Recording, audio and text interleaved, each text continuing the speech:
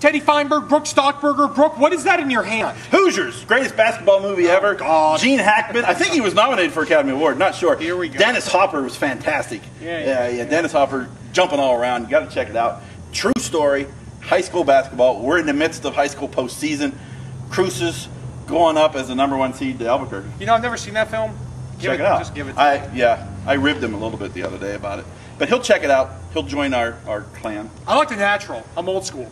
Brook, you talking about high school hoops. Cruces #1. They're ranked #1 in the driver's seat. What do you think there? That's a big deal for this city. Yeah, it is. And obviously, Cruces boys, Las Cruces High boys. Las Cruces High boys. Great team, obviously. It's their tournament to take. There are good teams in the tournament as well. It's not, out of the question Cruces could fall. But I do believe they're the #1 seed for a reason. They've had a great regular season. As long as they don't have a letdown, I'm thinking they're taking it. They're a very versatile team. They can beat you in a number of ways, whether it's half court or full court, man-to-man defense, pressure defense, zone defense. They have a good bench. They have Cameron Dixon coming off the bench. They have Mondo Marshall in the middle, Joe Garza at the point, Kai Williams, he plays like the old man in the park. They have a lot of different pieces. They have a very versatile team. They're #1 for a reason. Like Brook said, there's a number of teams that can win this tournament. Cruces is there, Albuquerque High, El Dorado, La Cueva, Cibola, the list goes on. Cruces is going to be in the mix. I like their chances. They play Rio Rancho at 7 p.m. this Saturday. Mayfield gets a tough draw on the road at El Dorado. Oñate's at Albuquerque High. On the girls' side, Friday night, the Mayfield girls are home, as well as the Cruces girls. They both play at 7. At 8 o'clock, on Friday night, Oñate's on the road. They play at 7 as well. That's on the girls' side. Mayfield's going for their second straight state championship. Kind of building a little bit of a dynasty. Chance to get out and support some high school teams. George Maya. Start of the postseason. Great coach. Yeah, he's a good guy.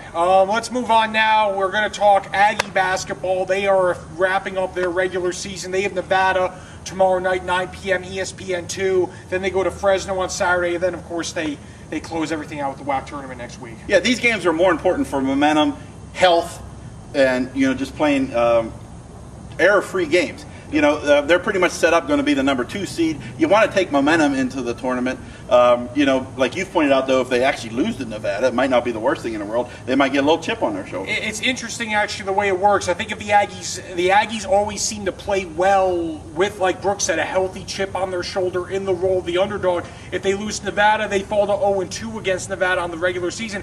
I'm going to pick the Aggies if they play again the WAC tournament. I just feel like NMSU, it matches up well. Brook said it before, tough to beat a team 3 times in 1 year. Then again, if NMSU does win, it's going to set up for a great rematch. Again, if it happens, anything can happen.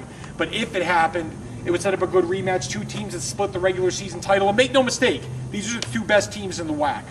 The Aggies are really coming on. They're playing strong. Chemistry's at an all-time high. I like what I see out of that team. Yeah, 2 best teams. They should be in the title game. You never know what happens. Jason Grove, our colleague, though, will be in Vegas, working, professional. You can follow his tweets. The lights and the cameras and the action aren't going to get to him. He's a professional. If the Aggies lose early, the world's going to fall apart for Groves alone in Vegas.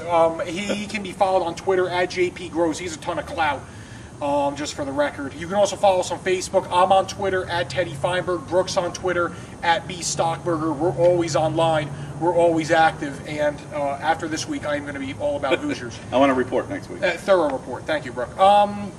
Folks, thanks for joining us. Have a good day.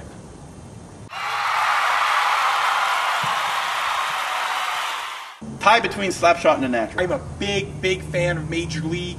Willie Mays Hayes. Willie Mays Hayes, Jake Taylor, Roger Dorn, Olay defense. And, I'm a fan of the program. Football is my favorite sport, but most football movies just can't recreate the action of a real football Well, have you seen the program? Yes, and it was okay. It was all right. I liked it. Omar Epps. Yeah. He looks like Mike Tomlin. He really does. He Brooks a Steelers fan. He's great on House.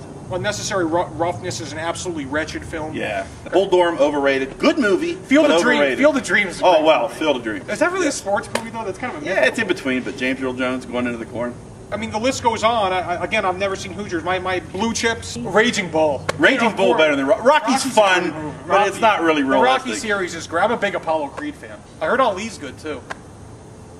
Will Smith, I've never seen that one. Okay, we're done here. Folks, have a great day. Caddyshack. Yes.